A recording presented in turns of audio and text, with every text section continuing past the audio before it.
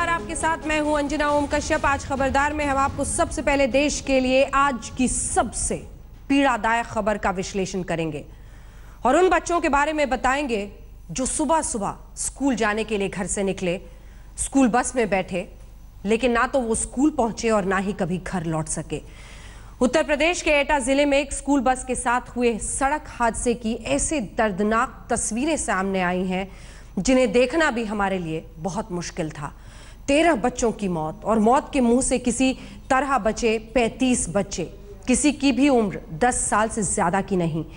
ये बच्चे आज फिर हमारे सिस्टम के सामने ये सवाल खड़ा कर रहे हैं, स्कूल बस से बच्चों को सुरक्षित स्कूल पहुंचने और सुरक्षित घर वापस आने की गारंटी बच्चों के परिवारों को आखिर कब मिलेगी? क्या सभी नियम, कायदे, कानून सिर्फ नाम के ही हैं, किसी काम के नहीं?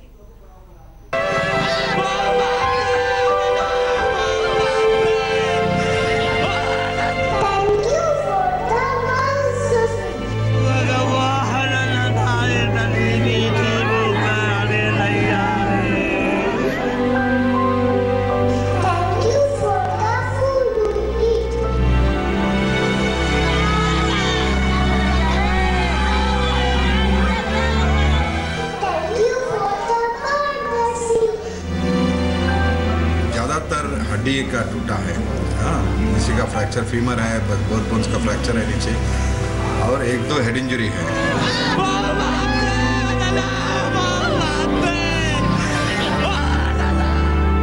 एकदम नहा के बस कपड़े पहने और एकदम जल्दी से तैयार होके गाड़ी आ रही है। माता पिता है, सब लोगों को पैर छूने के बाद में निकला घर से।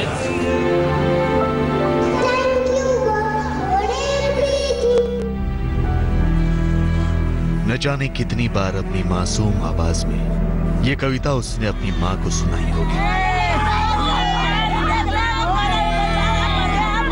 कितने अरमानों से पिता ने बैग, किताब, कॉपी और बॉक्स दिलाए होंगे, लेकिन अब वो चला गया। बस रह गए हैं ये बिखरी हुई पेंसिल, ये रबर, ये कटर, ये कॉपी, ये किताब, ये होमवर्क की डायरी, ये बॉक्स, ये पराठे, ये बोतल, ये जूते, ये बैग, और इन बच्चों की कल्पनाओं का वो सुंदर संसार जो असल में बहुत निर्मम और बहुत क्रूर है।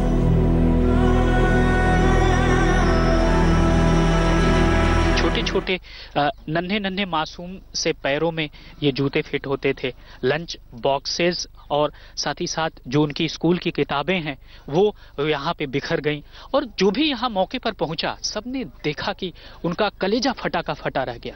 लेकिन ये मासूम बच्चे आखिरी वक्त तक जाते जाते ये कह गए इस पूरे संसार से, thank you God for the world so sweet, thank you God for the food we eat, thank you God for the birds that sing, thank you God for everything. देश की राजधानी दिल्ली से 4 घंटे की दूरी पर यूपी की एटा जिले का अलीगंज। सुबह स्कूली बच्चों से भरी बस का एक्सीडेंट और ऐसी भयानक और निर्मम तस्वीरें जिन्हें देखने के लिए बहुत दम चाहिए। हादसे के बाद बच्चों के बिखरे हुए सामान, स्कूल की होमवर्क डायरियां, वो कविताएं जो वो अपनी बुक से रोज गुनगुनाते थे, माता पिता को पढ़कर सुनाते थे, सब एक हादसे में सुना हो गया।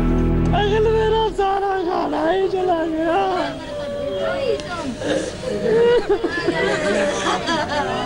गई बाबा रुपया ले काफी नहीं है, रुपया चले गए।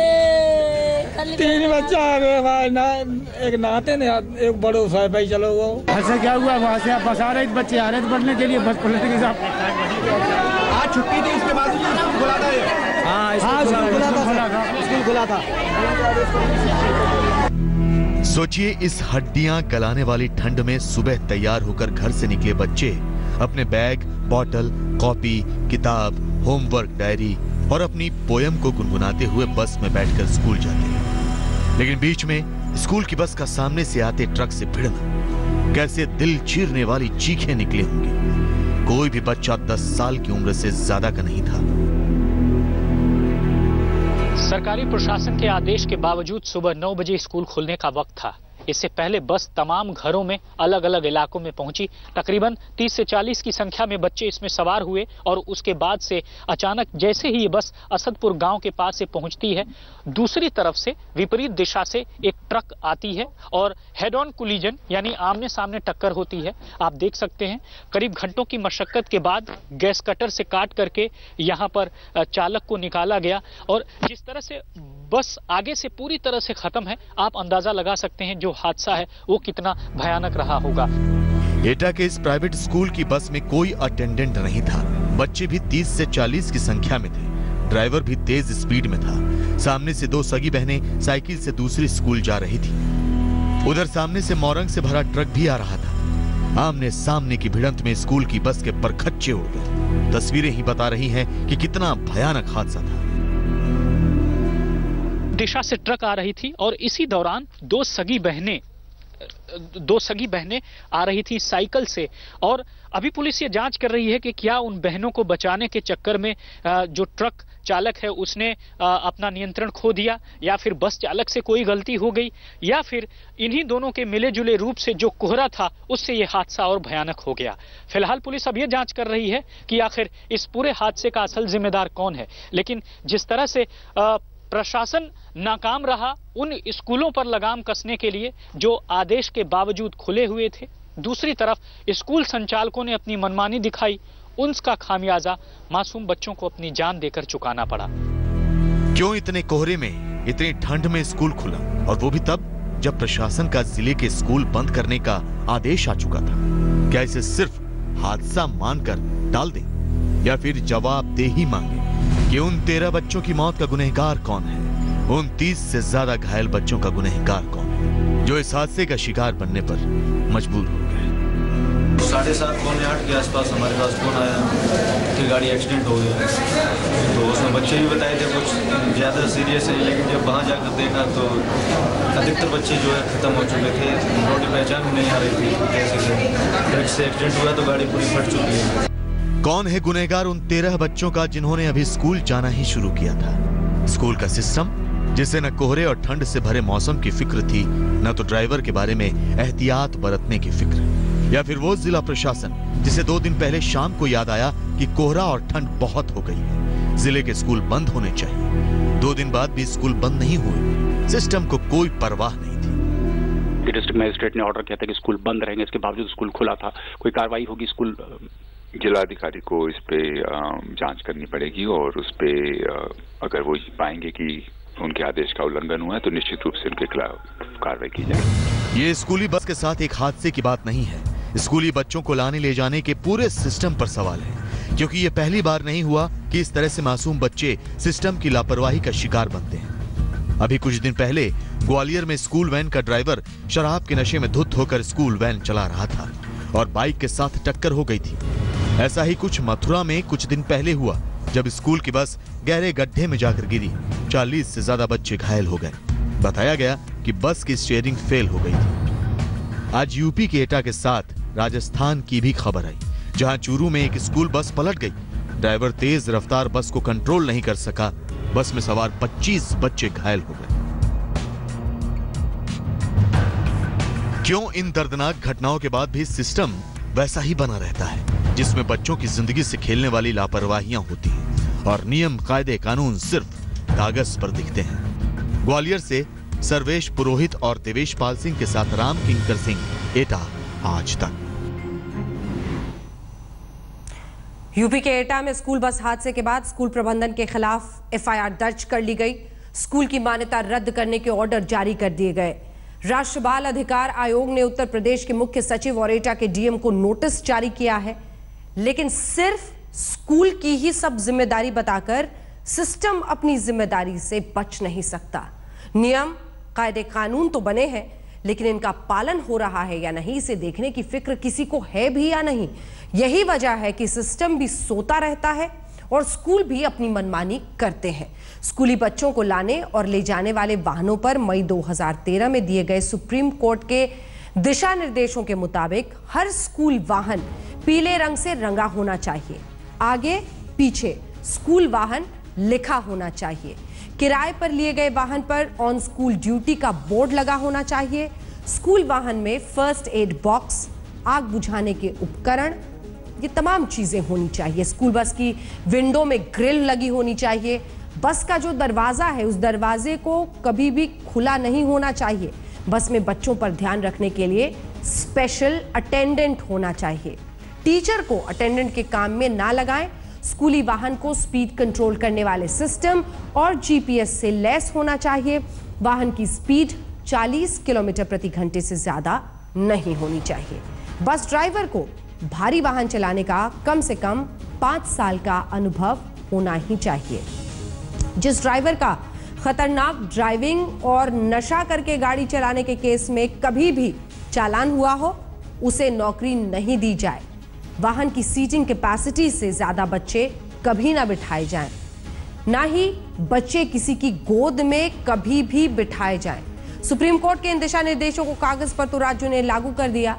सभी सरकारी प्राइवेट स्कूल्स को अलग अलग राज्य और शहर सर्कुलर्स जारी करके स्कूली वाहन के नियम बताते हैं। लेकिन जब स्कूल के अपने वाहन ही इन दिशा निर्देशों का पालन नहीं करते, तो फिर उन प्राइवेट वाहनों के बारे में क्या कहा जाए, जिन्हें स्कूल प्रबंधन छात्रों को लाने ले जाने के लिए किराए पर लेता है। बस ट्रांसपोर्ट पॉलिसी के मुताबिक हर स्कूल को एक ट्रांसपोर्ट कमेटी बनाना अनिवार्य है, जिसकी जिम्मेदारी छात्रों के सुरक्षित ट्रांसपोर्ट, इसकी फीस, बस स्टॉप लोकेशन तय करने की होती है। ट्रांसपोर्ट कमेटी में प्रिंसिपल के अलावा पेरेंट टीचर्स एसोसिएशन से एक प्रतिनिधि जरूर होना चाहिए। इसके अलावा कमेटी में उस इलाके का ट्रैफिक या फिर police inspector, motor vehicle inspector होता है। कमेटी में एजुकेशन विभाग का इंस्पेक्टर, बस कॉन्ट्रैक्टर का प्रतिनिधि और स्थानीय जनप्रतिनिधि भी होता है। ट्रांसपोर्ट कमेटी के लिए अनिवार्य है कि वो 3 महीने में एक बार रिव्यू मीटिंग जरूर करें। कमेटी को इस बात की पड़ताल करनी चाहिए कि नियमों के मुताबिक स्कूल वाहन के सभी सर्टिफिकेट सही हैं। इसमें स्कूल वाहन के रजिस्ट्रेशन, फिटनेस, इंश्योरेंस, परमिट, प्रदूषण, ड्राइविंग लाइसेंस, आग बुझाने के उपकरण और प्राथमिक उपचार का सामान शामिल है। यही सिस्टम की दिक्कत है।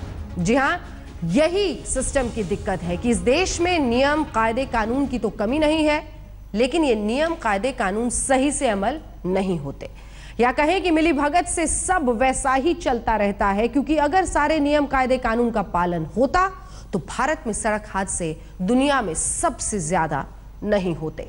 भारत में आजादी के बाद हुए सभी युद्धों में जितने जवान शहीद नहीं हुए, उससे ज्यादा लोग तो हर साल सड़क हादसों में ही मारे चले जाते हैं।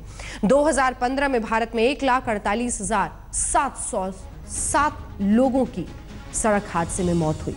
यानी 2015 में औसतन हर घंटे 17 लोग सड़क हादसे में मारे गए। सड़क हादसों में सबसे ज्यादा 18,407 मौतें उत्तर प्रदेश में हुई, जहां आज हादसा हुआ है। 2015 में स्कूल बस से हादसों में 422 मौतें हुई और 1,622 लोग घायल हुए। ज्यादातर सड़क हादसे खतरनाक और लापरवाही से भरी ड्राइविंग की वजह से होते हैं। भारत में 1,46,000 हादसे लापरवाही से भारी ड्राइविंग से होते हैं, जिसकी वजह से हर साल 48,000 से ज्यादा लोगों की मौत हो जाती है। एटा से आई आज की पीड़ादायक तस्वीरें दिल को बेचैन कर देती हैं, लेकिन सवाल यह है कि इन तस्वीरों को देखकर सिस्टम बेचैन क्यों नहीं होता?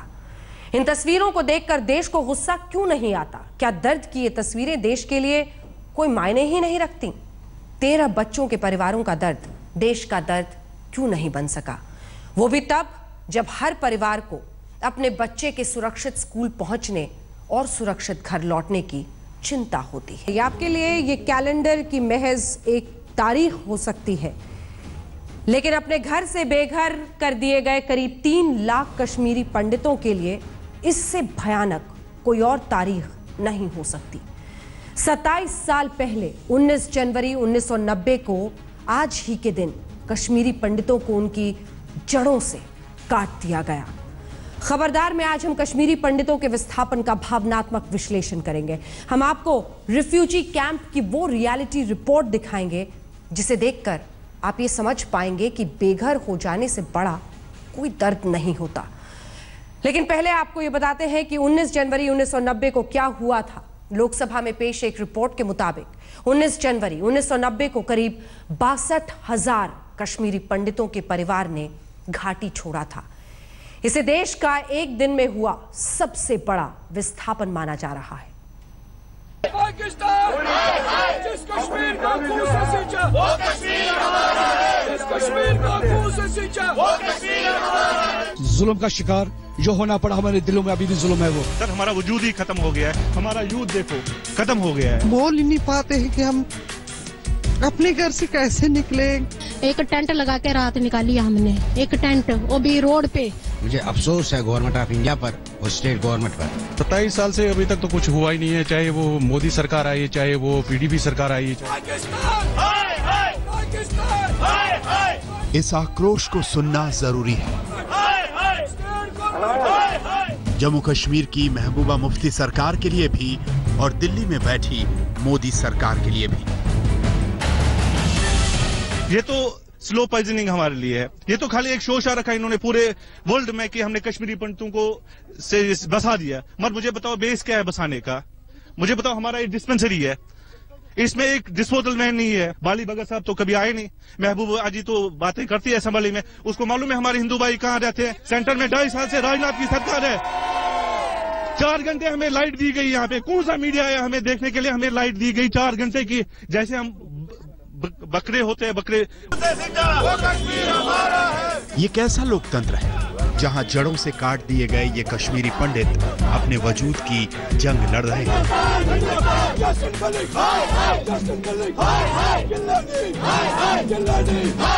तो वहीं बंदूक की नोक पर इन्हें दरबदर करने वाले आतंकियों के समर्थक पत्थरबाजों को नौकरी से नवाजा जा रहा है। मुझे बताओ, कहाँ हमारा वजूद ही हमारा खत्म हो गया है, हमारे बच्चों का वजूद खत्म हो गया है। ये देखो, मैं आज 36 साल का, मेरे सारे बाल सफेद हो गए, मैं ग्रेजुएट हूँ, मेरी कोई नौकरी नहीं है। वो उसने पत्थर मारा, उसको नौकरी मिल गई और 5 लाख मिल गए। इसका मतलब है हमें मजबूर किया जा रहा है, हम पत्थर मारे, हम बंदूक उठाए। इस नौजवान का बचपन जम्मू के इसी रेफ्यूजी कैंप में बीता, क्योंकि 19 जनवरी 1990 को घाटी से बेदखल किए गए परिवारों में एक परिवार इसका भी था। समय बीत रहा है, उम्र ढल रही है, कश्मीरी पंडितों की नई पीढ़ी भी घर वापसी की उम्मीद में बड़ी हो रही है। इन बच्चियों के लिए ये एहसास भी दूर की बात है कि इनके बाप दादा किस मिट्टी में पैदा हुए थे। आज यहाँ पर जगती कैंप में कश्मीरी पंडित विस्थापित जो है 27वां साल जो विस्थापन का आप देख रहे हैं, ये सारे जो बच्चे हैं आप देख रहे हैं कि सब बच्चे जो है ये छोटी छोटी उम्र के लोग हैं और वो कश्मीर को जाना चाहते हैं कि कश्मीर उनका है जो उनसे खो चुका है। आप देख रहे हैं कि किस तरह से ये बच्चे हैं और ये अधिकतर जो बच्चे हैं इन्होंने कश्मीर नहीं देखा है, मगर इनके जो परिवार के लोग हैं, दादा दादी हैं, वो उनको कश्मीर के बारे में बताते हैं। जम्मू के नगरोटा रिफ्यूजी कैंप की ये ग्राउंड रिपोर्ट आपको कश्मीरी पंडितों की पीड़ा का साक्षात एहसास कराएगी। ये भट्ट परिवार है। एक कमरे में परिवार के 8 सदस्य रहते हैं। परिवार के मुखिया की 4th ग्रेड की सरकारी नौकरी है। दोनों बेटे बेरोजगार हैं और पत्नी ट्यूमर से जूझ रही है। बहुत ही ज्यादा दिक्कत आ रही है, हद से ज्यादा दिक्कत आ रही है।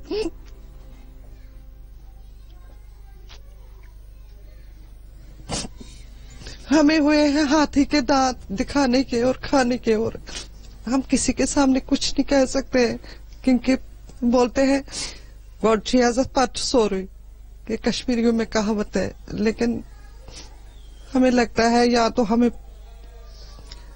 मतलब मैं कह नहीं पाती हूँ, क्या करें आप। 27 सालों से यही सिलसिला है। कश्मीरी पंडितों की घर वापसी के तमाम प्लान कागजों में सिमटकर दबते चले गए। 90 में ऐसी आंधी आई, वो किसी को पता नहीं चला कि वहां पर क्या होने वाला था, कैसे होना चाहिए था। नंगे पांव हम निकल गए, न रात रही न दिन रहा। अपनी माताओं का हमने इज्जत बचाने के लिए कोशिश किया, हम वहां से निकल गए। मस्जिदों के सारे मस्जिदों से ऐसे स्लोगन्स आए, उन्होंने कह दिया कि हमको अल्टीमेटम दिया कि हमें यहाँ पर काफिर नहीं चाहिए, हिंदू नहीं चाहिए, आप यहाँ से निकल जाओ। हमारे लिए निकलने के लिए बिल्कुल हमें वहां पर ऑर्डर किया गया। और इस 26 साल 27 साल हो गए, कश्मीर में जो भी हुआ, जितना भी कत्ल गारत हुआ, उसका कोई जिम्मेदार था, किसी ने कत्ल किया, किसी को अभी तक सजा नहीं मिली। कश्मीरी पंडितों को न घर मिला, न जीने लायक जिंदगी मिली।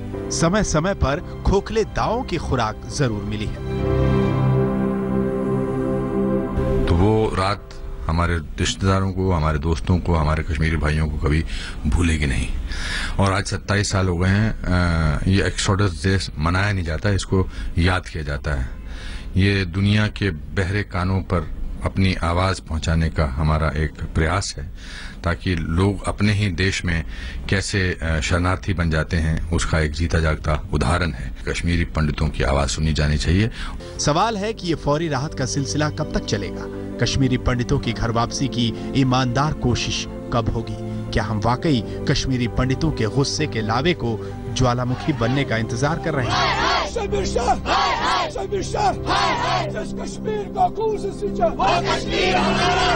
कश्मीरी विस्थापितों की मांग है कि 2008 में सरकार ने जो उनके लिए अनएम्प्लॉयमेंट पैकेज दिया था, उसको सरकार तुरंत लागू करे। अभी तक करीबन 1600 ही नौकरियां दी गई, जबकि 6000 नौकरी देनी है। कैमरामैन सईद अली के साथ अश्विनी कुमार, जम्मू आज तक। इधर कश्मीरी पंडितों का दर्द है, जन्नत का इंतजार है, लेकिन अच्छी खबर क्रिकेट के मैदान से आ रही है और इसीलिए आपको सीधे लिए चलते हैं हमारे सहयोगी विक्रांत के पास। विक्रांत। शुक्रिया अंजना। और अच्छी खबर यह है कि गेंदें तो 5 हैं, रन 21 हैं। 5 गेंद में 21 रन बनने नहीं चाहिए। हालांकि कुछ देर पहले तक लग रहा था कि कहीं अनहोनी ना हो जाए, क्योंकि 382 रन इंग्लैंड को बनाने थे इस मुकाबले को जीतने के लिए। जबरदस्त मुकाबला उन्होंने किया है। अब आकर इयन मॉर्गन अभी रन आउट हुए, वहां से लगा है कि हां भारत सेफ है, और अगर भारत इस मैच को जीतेगा, जो जीतना चाहिए, तो फिर हम ये कह सकते हैं कि बाल बाल बचे। 381 भारत ने बनाए थे, अब 4 गेंदें बची हैं, 20 रन चाहिए, मतलब 5 चौके हो तो इंग्लैंड जीत सकता है। लेकिन इंग्लैंड ने मुकाबला बड़ा जबरदस्त किया है। पहले मैच में भारत ने 351 चेज कर दिए, यहां पर 381 भारत ने बनाए, 382। आप अंदाजा लगाइए वनडे क्रिकेट किधर जा रही है। मैदान भी छोटा है, परफेक्ट बैटिंग विकेट है, दोनों टीमों की ताकत बल्लेबाजी है और दोनों टीमों की कमजोरी भी गेंदबाजी है।